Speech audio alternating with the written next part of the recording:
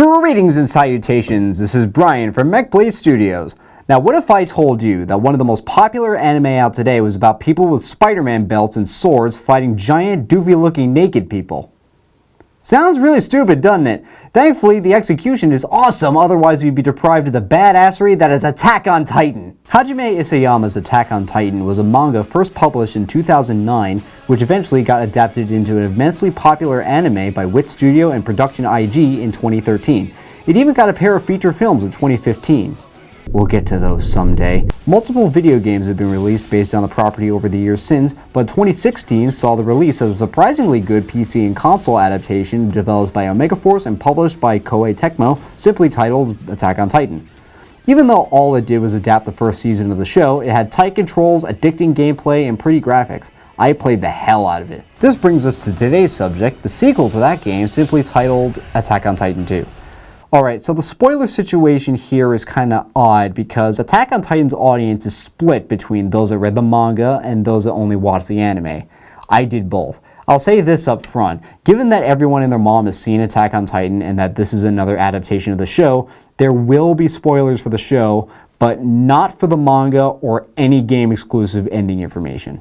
Like I paraphrased at the beginning of this review, Attack on Titan is about humanity being driven to near extinction by giant human-eating monsters called Titans. The humans have managed to survive by putting up 3 huge concentric walls, living in peace for 100 years. Then one day, a huge Titan called the Colossal Titan kicks in the outer portion of the first wall, letting all the Titans in. A smaller but tougher Titan called the Armored Titan smashes in the inner portion of said wall, leading to thousands of people's deaths at the hands of Titans, and to the death of your parents at the hands of wall shrapnel from the Armored Titan's attack. Yes, like SAO Fatal Bullet, in lieu of controlling established characters from the show, this is another game where you control a silent customizable protagonist. However, you're the only new character here, and you play through the events of the show, following the 104th Cadet Corps and keeping a journal along the way.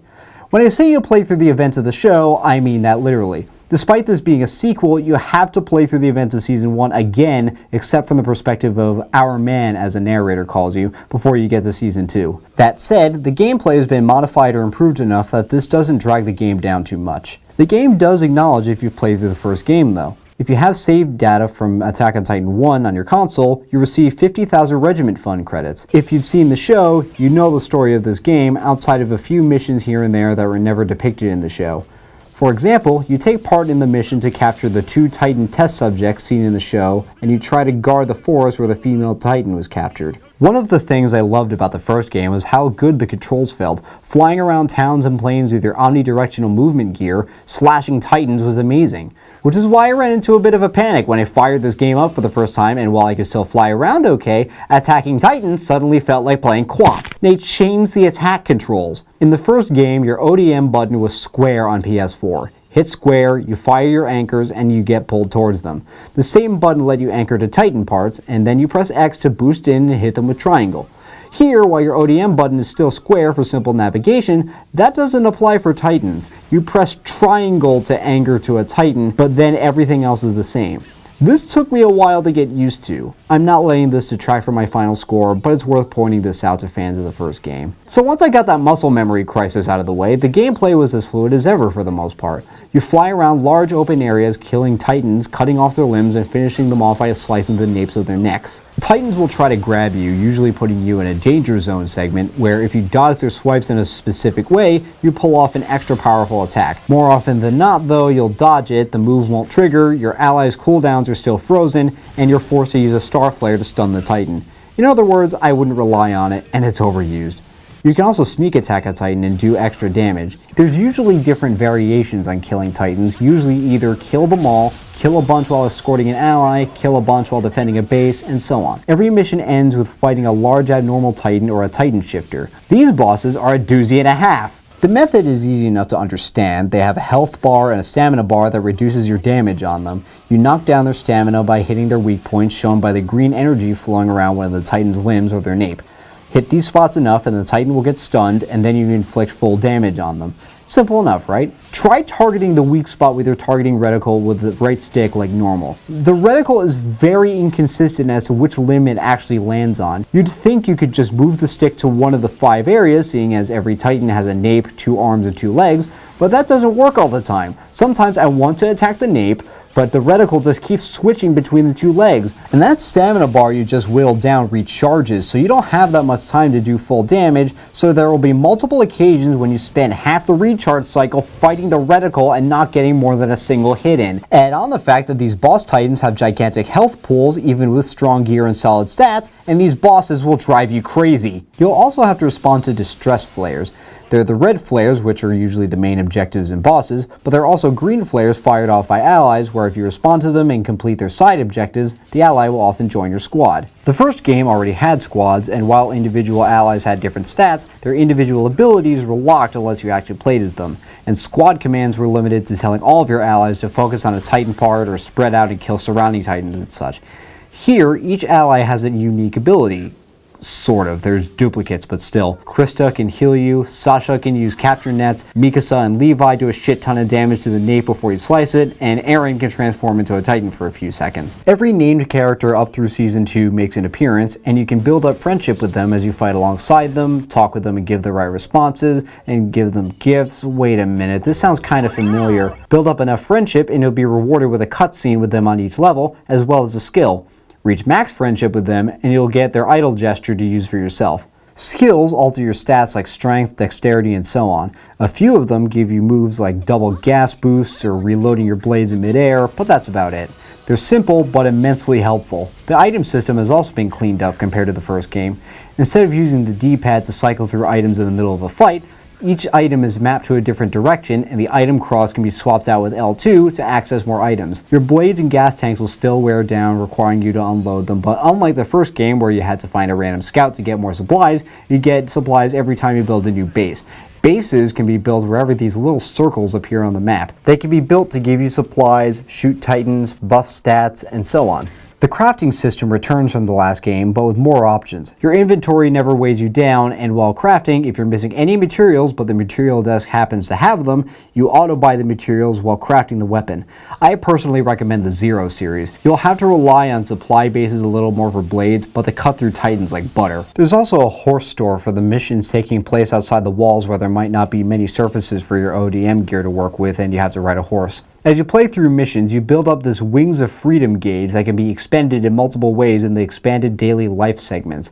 You can manually buff your stats with training, but the gauge grows so slow that it's not even worth it. You can go to the Regiment Administration to suggest policies that will give you and your allies passive buffs for the next mission, like extra blade durability or more experience earned. Regiment Administration also has an R&D department where you spend Wings of Freedom points on upgrading bases to buff their durability and abilities. You can also do scout missions, which are gauntlets of multiple missions in a row. If you clear them with high enough grades, you'll unlock rewards such as 3D models that can be viewed in the gallery. These missions are also good for grinding to build up your level, funds, or friendships. You can even bring an ally of your choice with you, but only one at a time. There's also a Titan research room where you can control Titans and eat people for science and regiment funds. With all these extra mechanics, the developers did a good job at making doing this for 40 hours feel more fulfilling, even if some of the extra mechanics feel a little pointless. My Wings of Freedom meter was frequently maxed out. The graphics are a slight but noticeable step up from the last game. The pre-rendered cutscenes look amazing, and the engine-rendered cutscenes aren't just visual novels with static models. Character models for both humans and Titans look great, with the former having expressive faces and the latter having extremely detailed features. The frame rate is much faster than that of the last game, but I found that it's less consistent, occasionally slowing down if numerous Titans are on screen. The game also has its share of issues regarding collision detection, Titan model glitches, translation errors, and NPC pathfinding errors, but these issues are few and far between. The soundtrack sadly doesn't use Hiroyuki Sawano's excellent score or any of the themes or insert songs for the show, but the score here seems to replicate the feel and composition of the songs fairly well. A good chunk of the songs are just carryovers from the first game, but the songs are pretty cool anyway, so I don't mind their inclusion at all. They're no Gurren no Yumiya or Shinzo wo Susageo, but they'll do. The multiplayer element in the game is rather interesting.